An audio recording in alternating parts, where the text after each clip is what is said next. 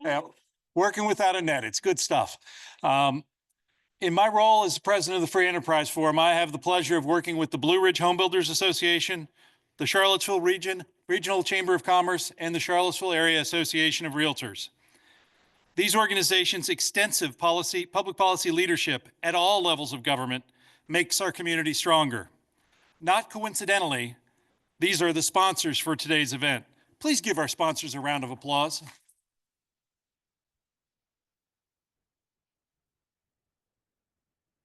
I would also like to take a moment to thank the Hillsdale Conference Center team, specifically Brent Woodyard and Lauren Graff, for coordinating today's logistics.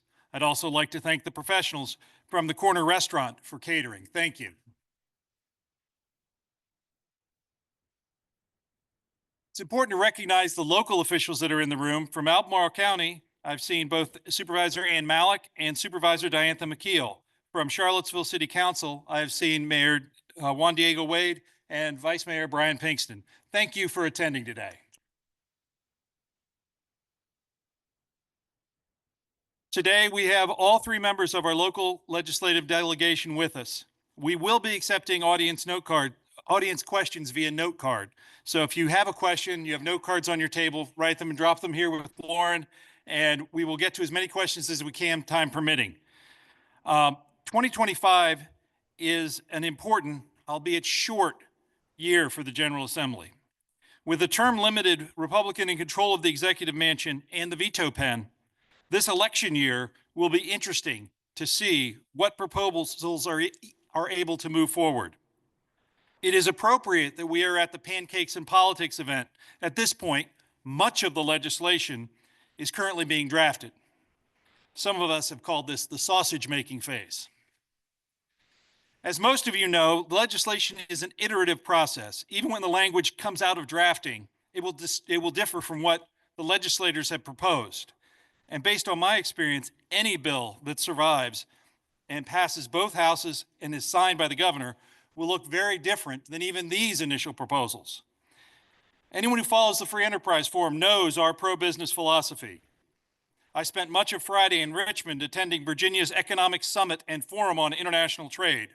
This year, for the 6th time, CNBC has named Virginia as #1 state to do business. The message from this summit was to retain this top ranking, we must continue to do more.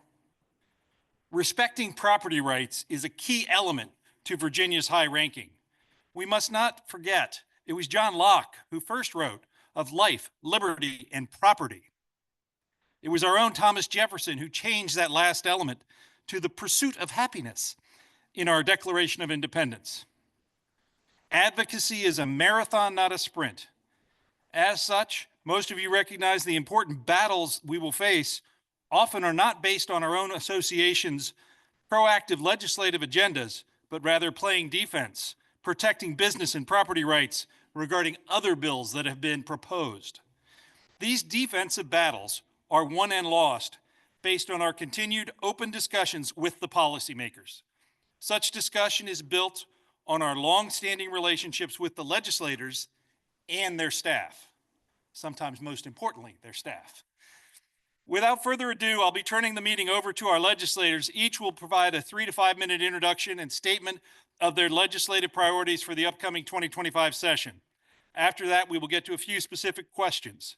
One of the challenges to scheduling this event so close to the opening of the General Assembly is the preponderance of legislator meetings that occur prior to session. I understand both Senator Deeds and Delegate Laufer will be required to leave early today to get to Richmond for 2 such meetings. We're going to turn first to our good friend, Delegate Amy Laufer, for her opening remarks.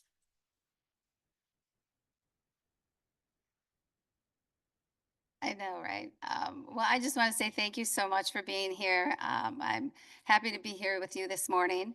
And I'm sorry, Neil, I've been thinking of things I have to talk to Senator Deeds about. Okay. Sorry. Yes, so I'm a freshman legislator. We had our first session last, it was an amazing learning experience for me, just so you know. I sit on education, and in education, I'm in the higher education subcommittee. I am also on agriculture, and I'm on 2 subcommittees there. which I can't remember the exact names of. I'm sorry. I think it's natural resources and just agriculture. And then I'm also on finance with Senator Callsen. Actually, what I'm talking about is the governor's, or Delegate Callsen, sorry. Yeah, exactly. um, Actually, so the governor is presenting the budget on the 18th. That's what I was talking to Senator Deeds about, because I think the finance committee has to be there. That's what I was trying to figure. Yeah. So, and I'm on the state. So after session, then we are on commissions, which only meet out of session. So I'm on about 11 different commissions. Several of them have to do with rural issues, but I'm on the State Water Commission, which is meeting today. And I've been on the Rural Healthcare Committee. We've met all over the state talking about issues, and that is actually something I would love to just talk about at some point because it was fascinating to see the different areas of Virginia and how they're tackling healthcare. And then I'm also the chair of the Disability Commission. I've been on the Disability Commission for the past 4 or 5 years, thanks to Senator Deeds here. So I was chair, and we focused on actually housing and transportation as well as workforce in terms of getting folks with disabilities into the workforce. Then we also talked about voting rights and some other issues. But anyway, so lots of stuff going on, right? So my priorities this year, I have quite a few bills on recycling, tires, and beds. Which is really exciting, I think. But I also have a dam maintenance bill, which I proposed last session as well, which is to allow localities and private people to get money from the state to help with maintenance. That's the thing I wanted to talk to you about. Maintenance and, just checking on dams. I don't know if you saw in Greene County, they have an issue right now. And actually in the 55th district, which is what I represent, we have over 1,300 dams. And anyway, I could go on about dams because I also have a hydrogeology degree, so it really works well with me. But I also have a maternal health a bill that I'm proposing, and just a lot of different things. Almost everything in my legislation is from folks bringing it to me. So please feel free to reach out to our office. Aubrey Hobby is my chief of staff. She's in the back there. And I have a office in Creigh. So, thank you again for being here, and I'm really excited to talk with you.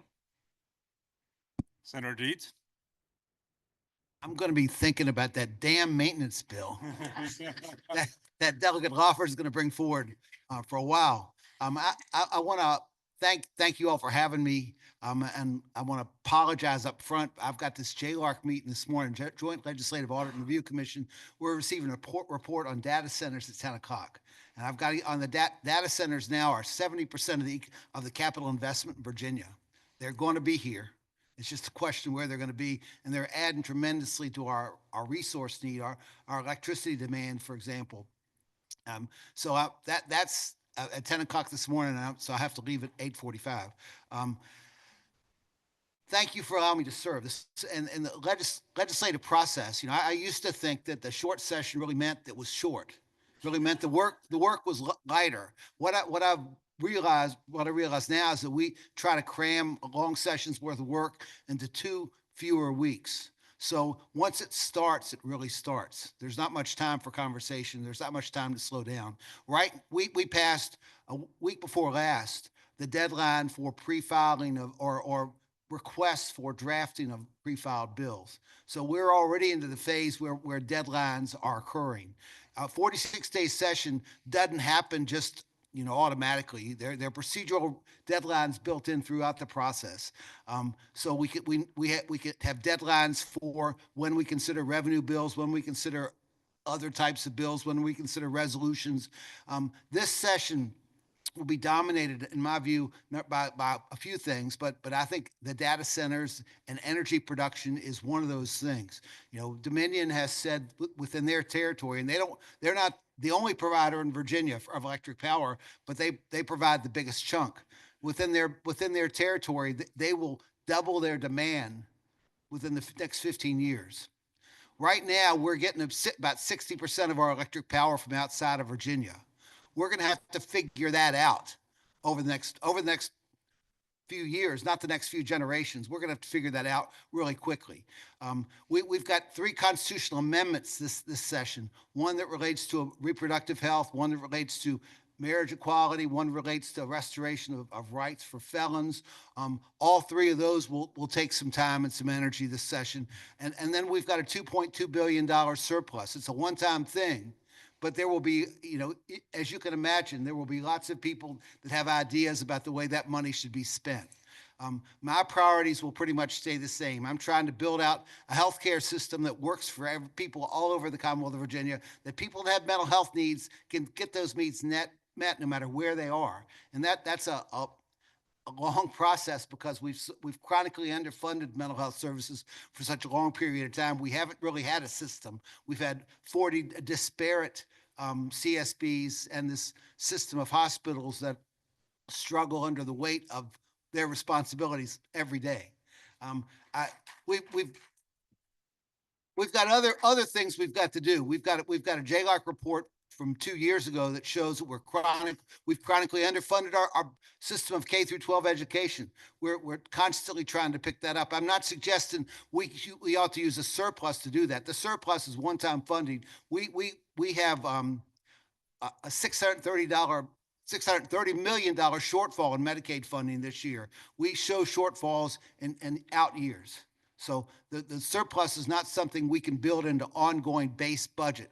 It's something we have to figure out one time what we do with it. But we've got continuing education needs. We've got huge needs all over Virginia. 46 days will fly by before you know it. And so my experience is that legislators, whether they're Democrats or Republicans, genuinely try to do the right thing. We operate on the best information available. You should never assume that we have the best information. If you have a view about an issue, if you know something that needs to be addressed, or you read something in the paper about how some legislator is got the wrong idea about something, let us hear from you. Okay, we're all available by email, and that's the quickest way to reach out to us. But thank you very much, and I look forward to your questions. Thank you. Delegate Callsen. Hi, everyone. It is so great to see so many familiar faces here. It was a little bit of a rough morning for me getting my kids ready for school, and I'm like, there are people there I got to show. So to see Matt, our superintendent here, and all these familiar faces of people I've worked with throughout the years is great. That being said, I don't know everyone in the room, so I'll take a quick second to introduce myself because I am a freshman legislator. I was just elected last year. I am a former math teacher and school board member. I was chairing the school board in 2023 in Albemarle. And I was deputy city attorney for Charlottesville, where I primarily represented the Department of Social Services. So a lot of trial work with abuse and neglect, but also did random clients like the airport, which is a fantastic resource for our community. I had a great session. I ended up getting 11 bills to the governor, 8 of which got signed, which was earned me the distinction of Freshman of the Year among my colleagues. So did well. Now I feel an immense amount of pressure to somehow repeat that. Don't expect the same this year, but I'm trying. I ended up getting on county, cities, and towns because of my local government experience. I'm on finance and I'm on courts because, believe it or not, we're actually kind of short on lawyers now in the House. Yes, we are. And so anyone who is a lawyer ends up serving on courts, and I got put on crim courts. So this year we'll have quite a few bills related to the criminal justice system. I'm not going to go into them right now. What I say as the overarching explanation of those bills is that if you asked a layperson what they believe happens in the criminal justice system, where that doesn't actually align with reality is where I'm trying to switch things around. So those are the bills I'm working on there. Housing. Affordable housing is one of the #1 issues we hear, yes. And if we learned anything, I know I learned from this past election, is that Democrats need to go back and start listening. And so there's a lot of work being done right now. We just held a session, was it yesterday? Time is flying. Did we do cookies yesterday? Saturday. And I want to say we had over 100 people there, many of whom filled out index cards of what their concerns are, and affordable housing continues to rise to the top. So I have a few bills somewhat related. I'm working with Freedom Virginia to do a collusion bill. Basically, it's to ban algorithmic pricing that corporate landlords use using websites. So that's with Freedom Virginia. I'm happy to talk to anyone further if they have thoughts about that. I also have a distributed solar bill, which is going to be trying to raise the cap from currently it's 1 megawatt that you can do for a small scale solar project to 5 megawatts, so that hopefully more partners can be a part of that process.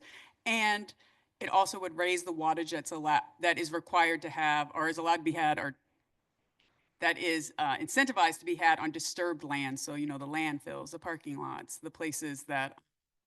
The reason I landed on that is because I was trying to see, I'm looking at Ann in the back who's smiling at me, because I was trying to reach the middle ground on how we can continue to expand and meet our environmental and carbon reduction goals while not upsetting counties and towns too much, because there was a lot of pushback in the session last year. Okay, so that's basically where I'm heading, who I am, how I did, and I hope 3 minutes. It sounds like I'm going to be alone up here for like the last 15 minutes, so we're going to have a lot of time to talk. I'll just hold off for that. Yeah. Well, it's really great when there's a convergence of the universe, and Delegate Callsen's answers feed into our first question, which goes to Delegate Laufer.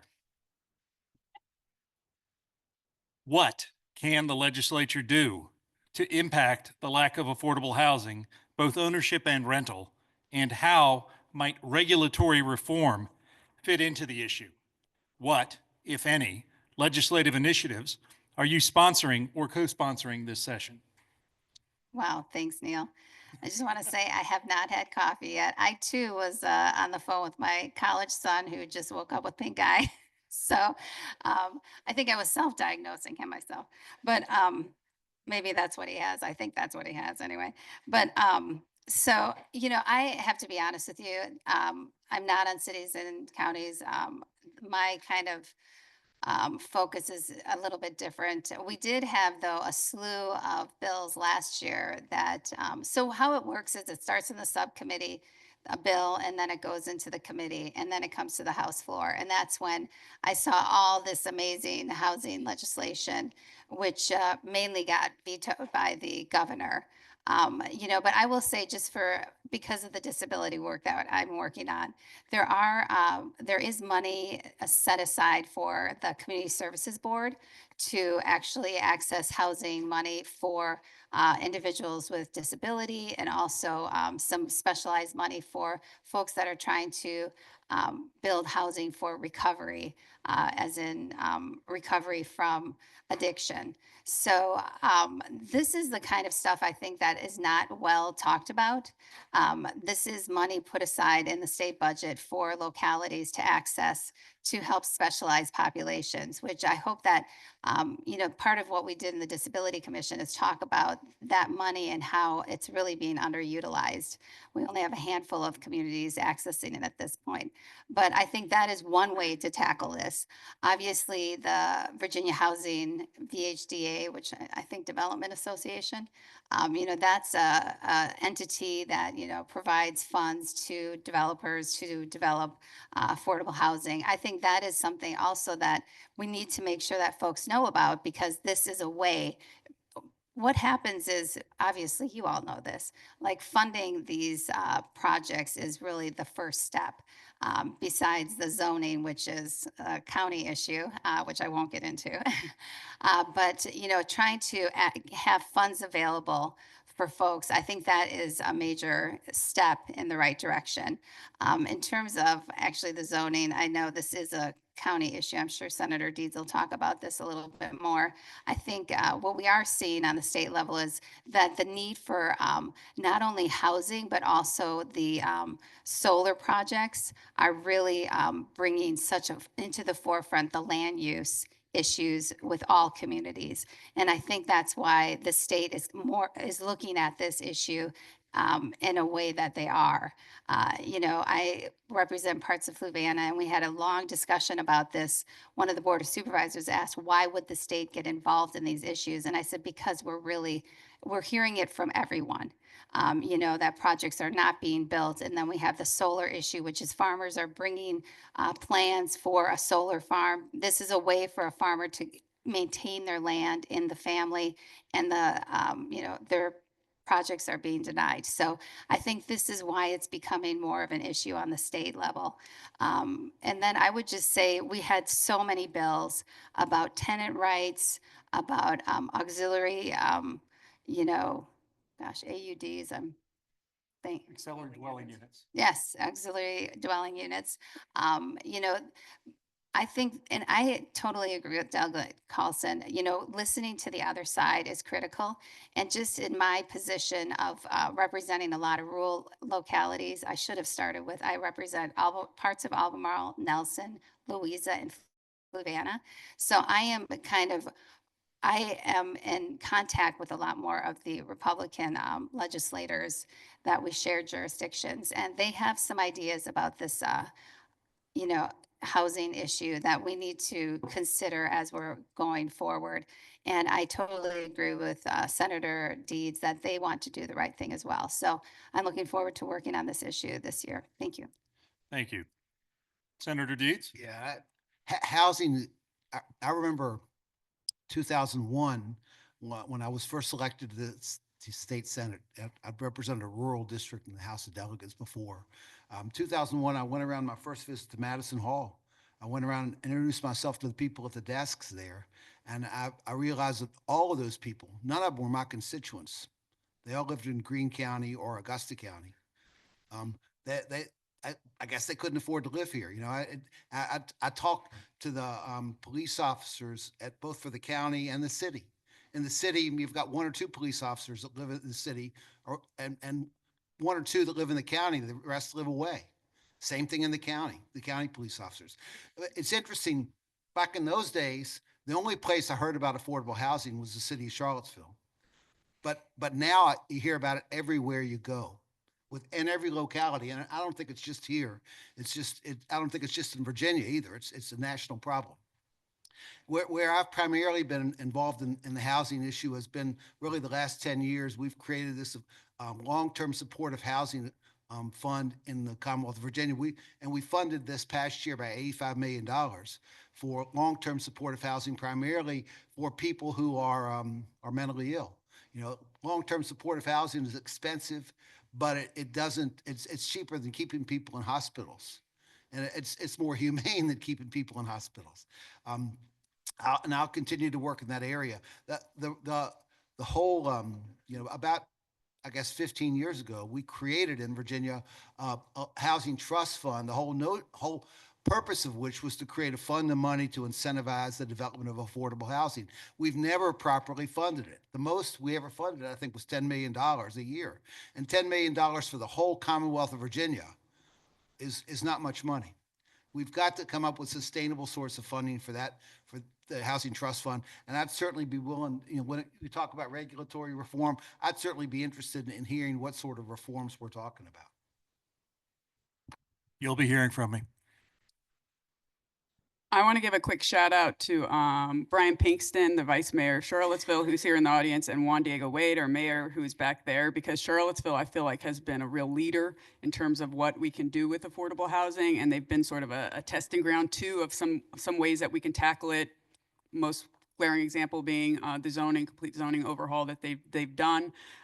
So if you want to talk to them, they're here.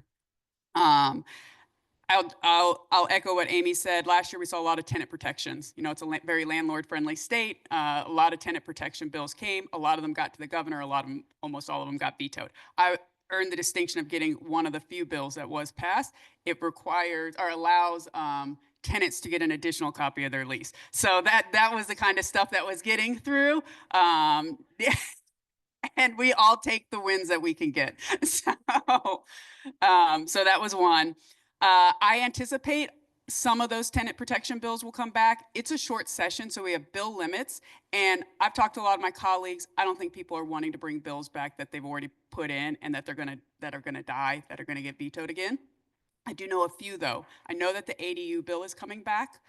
Senator Salim had a bill. It was pretty broad in scope. It was a by right ADU. A by right, you can put up to, his initial draft was up to a 2,000 square foot structure on your property and classify it as an ADU. I see some shocked looks. There was some very real feedback about that, including like sometimes neighborhoods are just not even graded to support what is in essence a whole additional house. That being said, they've been working on it all year. I know it's going to be coming back. So that's going to be before people. You might want to watch out for it. I will also say, what was I have on my little notes that I was trying to take. The affordable house, I feel like y'all mentioned so much. So the Affordable Housing Trust Fund, the $10 million, that, if you're asking for solutions, Neil, that is a really, it's a good investment. It's been shown to improve home ownership, get people into dwellings that, and kind of do that upward mobility. And the 10 million is a pretty pathetic sum. Sorry, I'm trying to like couch, is a not great sum. The city, of, for reference, the city of Charlottesville has more than the state. So there's work that can be done there. And it's just a good investment for our Commonwealth because it is not just Charlottesville anymore. It is everywhere. If you go knock on doors, which you're all welcome to do as part of my campaign this year, if you'd like, you will hear it in every neighborhood because even the higher income neighborhoods, their children are living with them.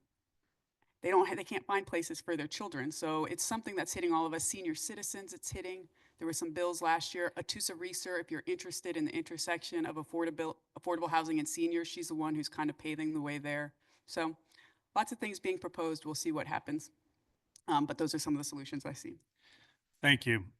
I'm currently reading a book that I wrote about on the blog, freeenterpriseforum.org plug, on the housing crisis by Jerusalem Desmas. And she states in her book a great deal of concern about the public process at the state and at the local level for land use and its impact on housing affordability and specifically solar. And I know this makes me great friends with the folks at VACO. She is suggesting that the state should have some sort of role in this rather than localities. Well, that's a big change for Virginia. Last session, the prohibition of single family only was proposed and failed. Question to you all is, do you support such an idea statewide? And do you support expanding the state's role in land use that has been historically a local decision? And we'll start with you, Senator Dietz. Start with me because I put in a bill.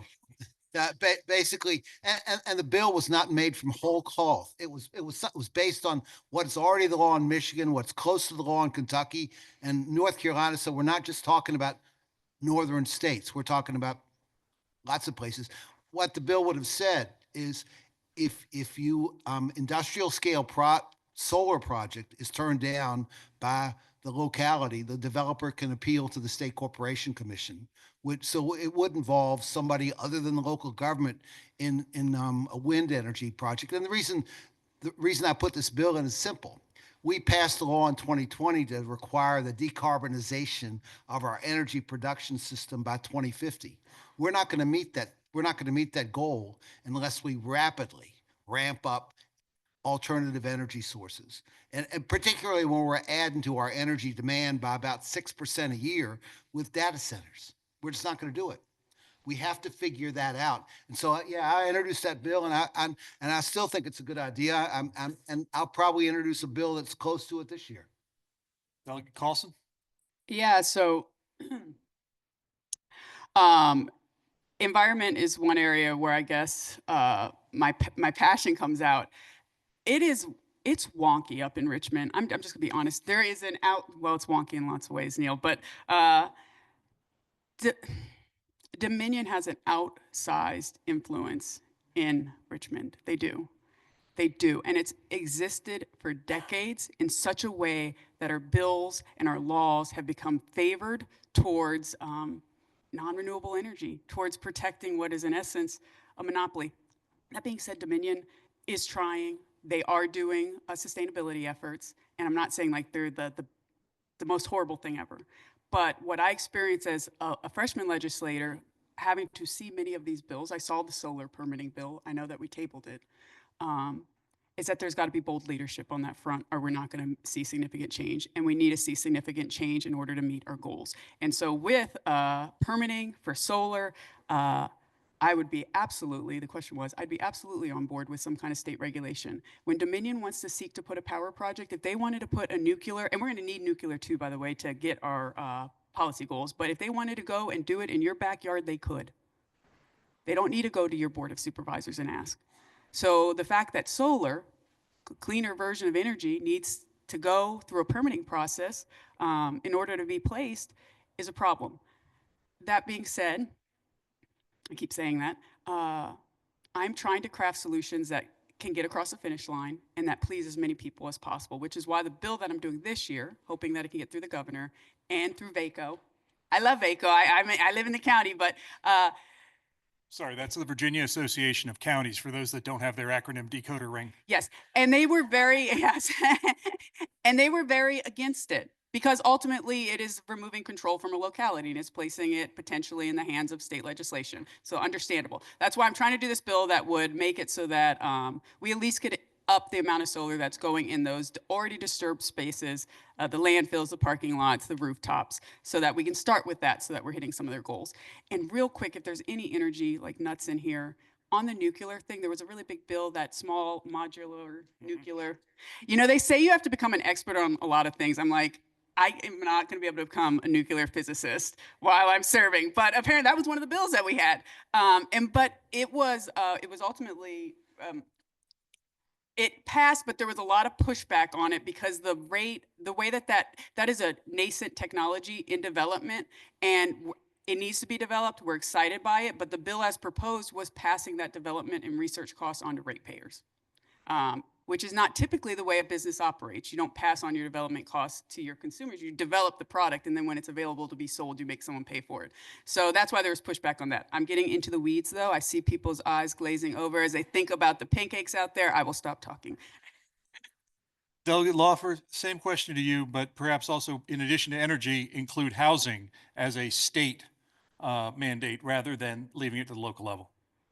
Okay. Did I get off base? Was I talking about solar? We're supposed to be talking You were right on base. Okay, good. You just didn't It's round all- third. It's all, actually, that is the one thing I've really learned. Everything is totally related. So I've kind of had my feelings about this. I served on local government too. I was in the school board and, you know, but watching the arguments about what's happening with solar and quite frankly, what's happening with housing, which wasn't the topic, but it's basically the same thing. You know, I can.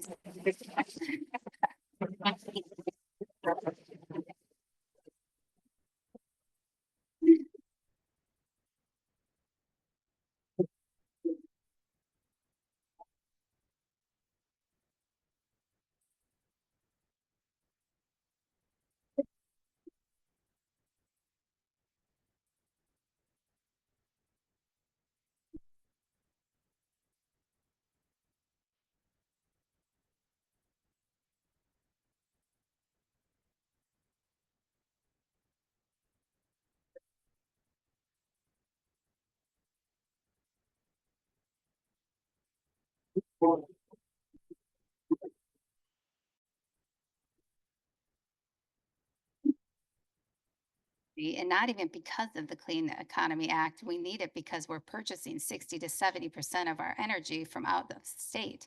So, and that's before the data centers, you know, which I just want to say the data centers, they're going to, you know, 70% of the internet traffic in the world goes through Virginia. So, you know, it makes it amazing for us, but also it's something that we have to consider. So you know, I know that we need to do something. That's what I will just say. I'm going to follow up with Senator Deeds and Delegate Callsen because I've got really good energy answers. And I'm looking for housing because I've got a bunch of folks in here that are interested in housing. Should the state be engaged in housing policy? I'm not sure the state should be involved in zoning policy. I think the state, where the state sets a framework and comes up with an adequate source of funding, an independent source of funding for the Housing Trust Fund to incentivize the development of affordable housing, that's where the state gets in. I mean, I think where we have, with long-term supportive housing, you know, we provided a big chunk of money for that every year. The problem we've got is we we don't have enough of that housing being developed around the state. So do we need to step in and figure out a better way to do that? If it seems to me that we can provide the tools, we can provide the framework, but a lot of that policy ends up having to be decided at the local level. Thank you, Delegate Callsen. I would agree. I think ultimately localities should just decide and craft the solutions that work for their constituent base. And, best property rights are vested in something that are hard to change. And I really think the closer it can be to the actual people that it's affecting, the better. Statewide solutions, Virginia is a very diverse state. Statewide solutions don't necessarily seem like the right fit, but certainly in favor of more expansive zoning across Virginia. I think it would help a lot of folks out. Agreed, and I think we were at the housing conference, and Charlottesville was held up as an example, although that is in court, and we will see where that falls out. The next question is something that Senator Deeds brought up regarding the surplus. I understand from my dear friend Emily Kilroy that there may be an investment opportunity in Albemarle County for the state. In addition, another friend had put forth a note that the Carr Foundation could also use some financial support to achieve affordable housing goals. So what types of one-time funding can we use? Because you're right, the utilizing these one-time funds for recurring costs is a mistake that some localities have made. So Senator Deeds? You don't want to build it into your base budget. You don't want to just say you're going to have $2.2 billion every year, because you're not. I've been in the legislature long enough to know that there are years of surplus and there are years of shortfalls, and you try to, there one-time expenses. I mean, certainly some sort of tax cut is possible, but not an ongoing tax cut, some kind of rebate. I'm really wary of something like that, because I don't think that anything, $2.2 billion sounds like a lot of money, but when you spread it over 8.7 million people, it's not a lot of money. You're not talking about life-changing tax cuts. I think one-time capital investments. We had a report from JLARC 2 months ago that said that 2 of our schools, Virginia State and Mary Washington, both older schools, but their long-term stability is at risk in large part because of underinvestment in their capital plant. Their infrastructure is falling down. We could use part of that money to invest in those schools. We have historically underfunded Virginia State and Norfolk State. Right now, we are funding students at those schools on a per student basis more than we are at the other schools. But the capital needs at those schools need to be a place, or could be a place, where we invest extra one-time dollars. We've got a $28 billion local school construction problem. We can invest that money, a portion of that money, in one-time grants for local school divisions to build schools. We could invest that money. About 2007, we changed the retirement system from a retired contribution system to a defined benefit system to a defined contribution system. That saved the state a lot of money, but it didn't do anything to incentivize people to work for the state. It didn't make the retirement system long-term healthier for the recipient. We could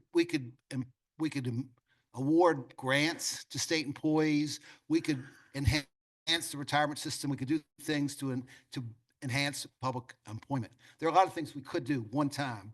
And that list is not exclusive, but they're just some things I've been thinking about. Delegate Callsen, is Emily going to get her Christmas wish list? Yeah. So I don't know if everyone knows, you probably do, because if you're here at 7:30 in the morning getting breakfast, you're probably pretty engaged. But Emily's in the back, and Ann and Diantha are here, so I'll make sure to say, Rivanna Station is where we're looking to invest funds so that we can grow that, with the goal of hopefully creating this defense center, almost a base. It basically is a base now, but expand it. It is one of the only, if not the only, landlocked military installation on the East Coast, making it a prime area to be invested in by federal government. If we can get some state funds, the locality certainly has put forth money. Means something to all of us because it brings well-paying jobs to our area, people who buy homes, and it's important. So I did my plug. I get my plug back. We are all putting it in. We're going to try to get the funds for that. I think it's down to 11 million that they're asking for this year.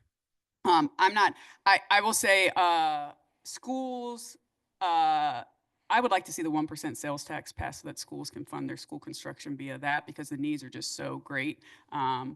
And I unfortunately don't get to decide how the money is spent. Both Amy and I got put on finance, which when I first heard that, I was very excited. It's like, wow, they're giving me the responsibility. But like I tell everyone now, finance on the House side actually means we just take people's money. We're all taxes. We do the taxing. We don't do any of the giving of the money out. That's appropriations. So we don't get to decide how it's going to get spent. I would love, I'll just do my one plug, even though Alexis is in the room and might be mad, I would love to see more investment in our community colleges. I really would. They were a lifesaver for my own family. I was a military family. We had to move all the time. For my mom to get her degree over years, she had to be able to transfer through the community college system. It is one of the best pathways that people can have to get higher education. And I don't feel like there's true there's champions, but there need to be more at the state level for that in vocational schools. So that's my little plug of where I'd like to see some money go. Delegate Laufer? Little plug for the Ravenna Futures as well. Very excited. I ended up touring Wallops Island, and it's very similar to what we're trying to do in Ravenna Futures, where we took state money to put in the infrastructure, and some of the tenants now it's commercial. So I think we have a really good argument on how we can get this money. But we just had the Finance and Appropriations retreat. I don't know when that was, a couple weeks ago or so. But, we went through the surplus, and some of the stuff that stood out to me was the money for infrastructure for water and sewer that municipalities are hopefully it is one-time money again, but it's to improve water and sewer. And also we have a proposal that we're going to talk about at the Water Commission this morning for money to give folks that have their own well, that they can be testing their water to make sure it's safe. I think that's pretty important. And then in terms of the community colleges, we did have quite a discussion about it because the current funding mechanism really incentivizes the community colleges on associate's degrees. But what we're noticing is that we need more certificates. So that money that was in the appropriations meeting too. And I'm really hoping, as on the higher education board, that is something that I'm really passionate about as well, because we know that that is a way for folks to get into the workforce quickly. So I'd be focusing on those types of things. And I'm sorry to jump in. I hate to do it, but I just want to, reading the tea leaves, I think there's probably going to be some kind of giving money back. You can't have that much of a surplus and spend it without people being like, yeah, you tax too heavily if you have a $2.2 billion surplus. Good point. Give some of it back. My guess is there will be some sort of rebate, but it'll be more like the $200 checks people received a few years ago, something like that. And then a lot of the money, it makes sense to me if you've got one-time money to spend, capital improvements, capital money that you spend one time, you can create jobs, create building things. That makes sense as well. And Ravenna Futures might be a good place for that. We'll see. Great. Delegate Callsen, there have been several bills introduced over the last two sessions that we've taken issue with under a variety of different titles. When you boil them all down, it's rent control. And I'm interested in your position, all of your position, with regard to state rent control legislation. Yes, so I have a rent bill. It's lengthy, and I'm happy to have an not on stage conversation, not because I'm afraid of what's in it, but because I don't quite fully know everything that's in it yet, because it's very long and it just got drafted. Otherwise, I'd be talking about it. It's sponsored by Freedom Virginia, and the way that I'm going after it is, which you guys will know much more than I. Have you heard of these software companies that you basically they tell you what the rent should be?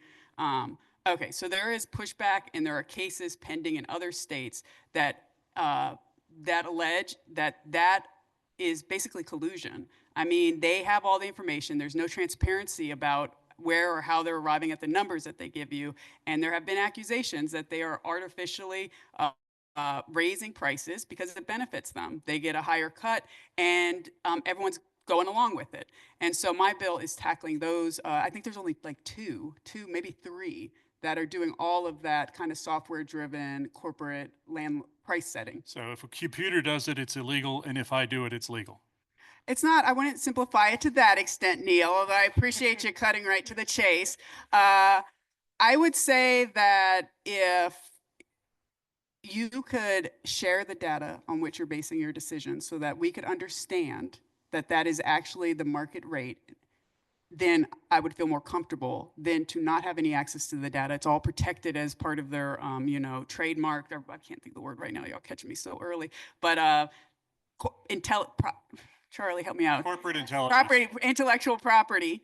So if you're protecting it all so we can't see it, you're telling us a number, and you have every incentive to raise numbers because you get a higher percentage. Well, open it up so we can see. So that's the one I'm working on. Senator Deeds?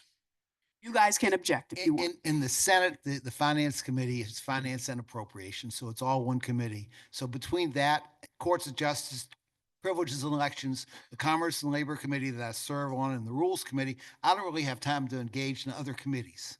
Yeah, I don't. So the housing issues, the rent control would come from another committee, and I wouldn't see it till hit the floor. That's just to be honest with you. In general, I think the market's the best place to figure out what the rent should be. There might be bills come before me that deserve another look, but in general, that's where I start anyway. I don't. We'll see. Delegate Laufer? But I apologize. I do have to go to JLARC, so I'm cut off at about time. Thanks. Thank you very much.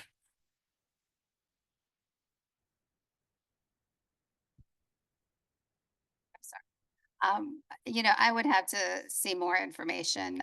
There was a bill that came through the finance, which was to allow folks that are providing affordable housing to actually be tax assessed as affordable housing, so that their tax assessment would actually reflect the fact that it's an affordable unit, and therefore the what they're making is much less.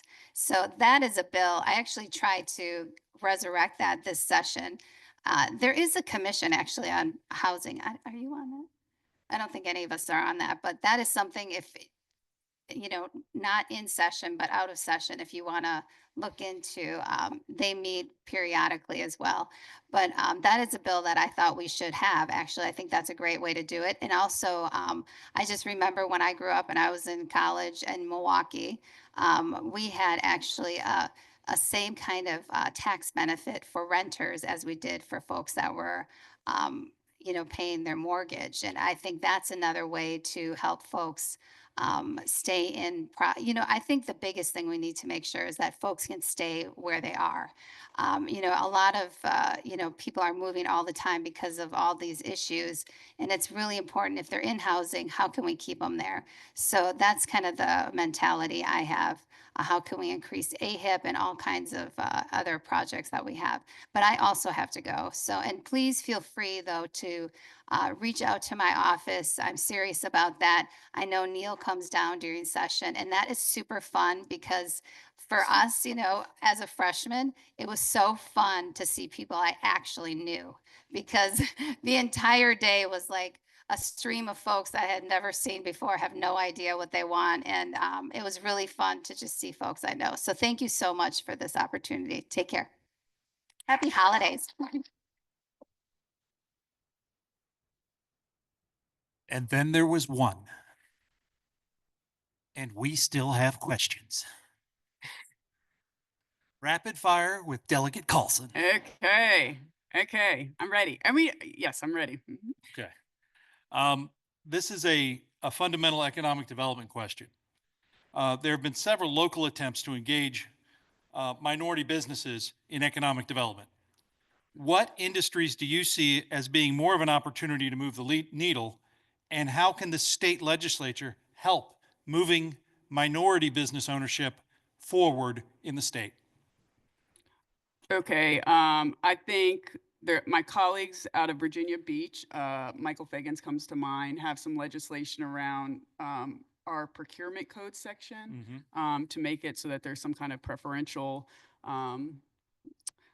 preference. You know, there's already existing preferences. So adding and expanding where when you're having a request for proposals, you can put a preference in for minority business owners, which I think is something that is promising. I don't know how far he got along with that. And then I was just looking at, you know, one thing I would love to say to all y'all, there's a lot of state grants available that are targeted towards specific populations, groups. I mean, there's just one recently. We actually got a ton right here in Albemarle and Charlottesville. They just announced them last week. Give Governor Youngkin his wins where he has them. It was his initiative. But you can go and look. I posted them on my social media. You can go and you'll see all these grants you can get as small business owners. The ones that are right now are for creative marketing techniques. So if you have a creative marketing idea, you can go and get a $5,000 grant to help your business out. And there's a lot of wonderful local minority-owned businesses that I think would benefit from that. So, Great. Question 2 in the speed round. We talk a great deal about energy coming from outside the Commonwealth, yes. but what about food? Hmm. Distributed solar on agricultural land is taking some arable land from the Commonwealth's inventory. Is this a good idea?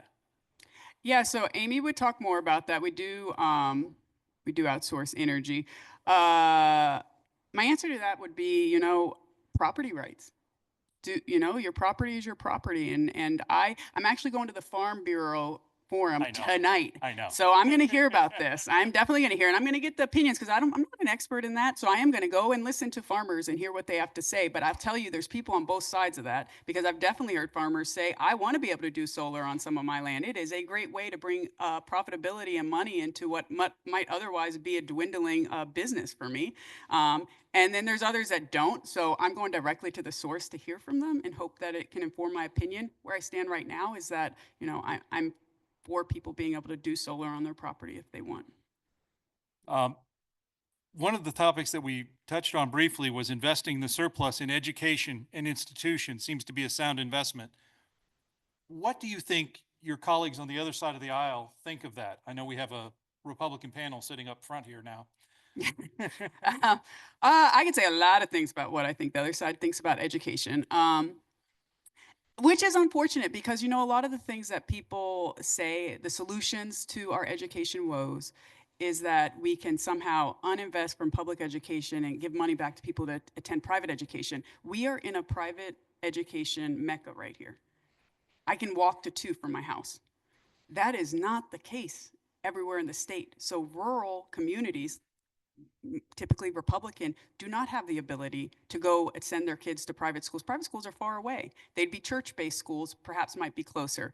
But I do not think there will be support from, I don't anticipate support from the other side with investing money in education just because the other side is currently embracing, which is their opinion, embracing defunding public education and moving to privatization. So that's the question, right? Where I think they stand, that's where I think they stand. That being said, I want to give people wins where they had, Republicans voted for that 1% sales tax for school construction. It actually got 2/3 of the General Assembly vote.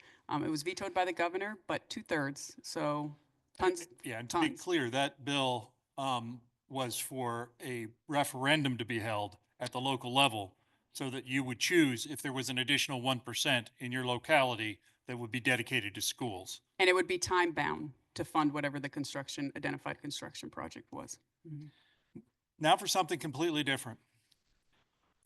What is the status of death with dignity laws? I was like hoping for questions like, you know, what's it like being in session? Where do y'all eat lunch?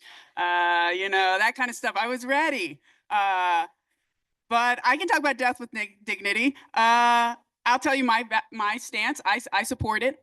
When I was an undergrad, I took this ethics class with this world-renowned ethics professor, and he had us read a book, Dying Well. And believe me, I'm impressing y'all by saying I remember a book from college. I don't really remember any books except that book. It was that good. It was saying that as Americans, we never talk about death, but it's the one thing that is a given for every single one of us. And if you can talk about it and plan for it, and you can have a more ethical, a better death. And so I think these are conversations that need to be had. I am in support of it, very much in support of it. Yes. If you want a story about well, I don't want to volunteer you to talk, but Allison is a great advocate for dignity and death. That being said, I don't see it passing this year. It didn't have the votes on even the Democratic side. Maybe there's some Republicans that will pick up votes. In fact, I'm sure there are, but it didn't have the votes. Religion being the number one sided thing, and then some fear that our medical system is biased in its approach to healthcare, depending on your socioeconomic or racial background, and the fear that people would be shepherded to bad choices without second opinions. So, well, thank you. Before we wrap up, I want to let you guys know that each of your organizations has an opportunity for you to go down to Capitol Hill and have a day on the Hill and meet with legislators. If you have any questions about when that is or who to contact me. I will say, if you're coming on the car bus, don't be late. I'll leave you. I always do. And it is a great time to get to spend time with the legislators during session. We're going a little earlier this year for both the Blue Ridge Home Builders and CAR because it's a short session. The chamber date I don't have written down, but that is coordinated with the state chamber.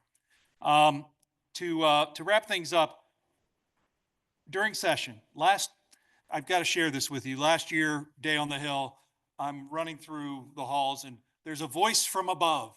It's Katrina on the catwalk. Hey, Neil! She had missed our meeting, and I met with her legislative assistant, but she yells down to our group, "Great to see you from Charlottesville." And I thought, she always wanted to play Juliet, didn't she? But what is the best way to contact you during session? Because it's such a crazy time. Yeah. Okay. I'm going to start by not answering the question in true political fashion. The best way to contact me is not during session. I have an office I share with Creigh Deeds. You can reach out to us and set up a meeting. It is best to do that in the summer. That is when we're lightest.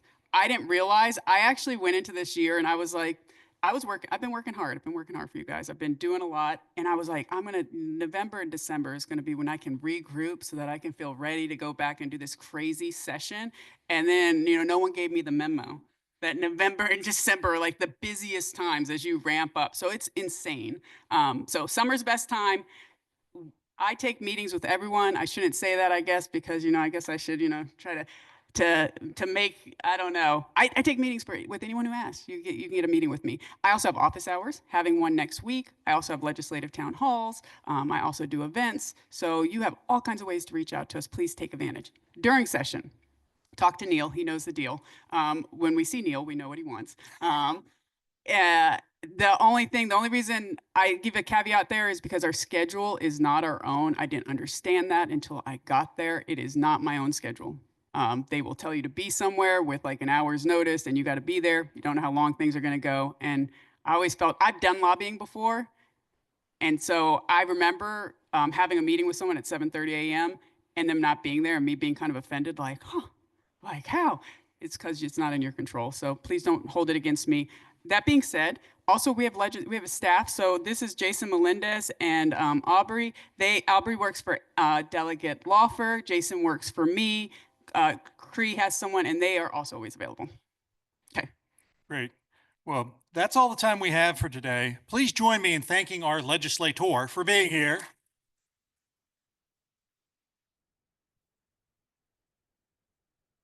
Thank you all for coming, and I'm looking forward to working with you in 2025. Happy holidays. It's 9 o'clock.